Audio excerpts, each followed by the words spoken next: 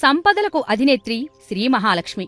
ఆ అమ్మవారి అనుగ్రహం ఎవరిపై ఉంటుందో వారి జీవితాలు సాఫీగా నడిచిపోతాయన్నది భక్తుల విశ్వాసం. ఎలాంటి ఆర్థిక ఇబ్బందులు లేకుండా ఉంటాయి.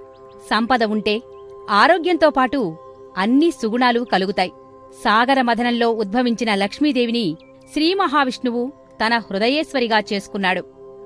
ఆమె కటాక్షం కోసం మనం అనేక పూజలు, వ్రతాలు చేస్తూ ఉంటాం. శుచి, శుభ్రత, నిజాయితీ కలిగిన ప్రదేశాల్లో లక్ష్మి ప్రవేశిస్తుంది. మహావిష్ణువును పూజించేవారిని అనుగ్రహిస్తుంది.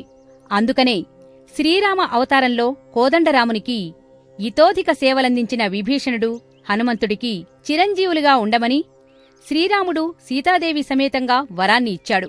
హనుమంతుడికి భవిష్యత్ బ్రహ్మవరాన్ని ఇచ్చింది అమ్మవారు కావటం విశేషం.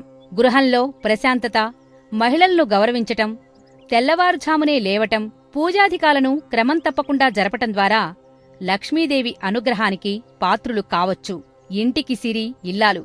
ఆమె మనస్సు ఎటువంటి పరిస్థితుల్లోనూ నొప్పించకూడదని ధర్మశాస్త్రాలు పేర్కొంటున్నాయి. ఆమె కంటతడి పెడితే లక్ష్మి ఉండదట. అక్కడి నుండి లక్ష్మి స్థిరంగా వెళ్ళిపోతుంది. అమ్మ కటాక్షం కోసం అగస్త్య మహాముని ప్రవచించిన లక్ష్మీదేవి స్తోత్రం, ఆదిశంకరాచార్యులు 5 ఏళ్ల వయస్సులో పఠించిన కనకధార స్తోత్రం, లక్ష్మీదేవి అష్టోత్తరాలను ప్రార్థన చేయాలి.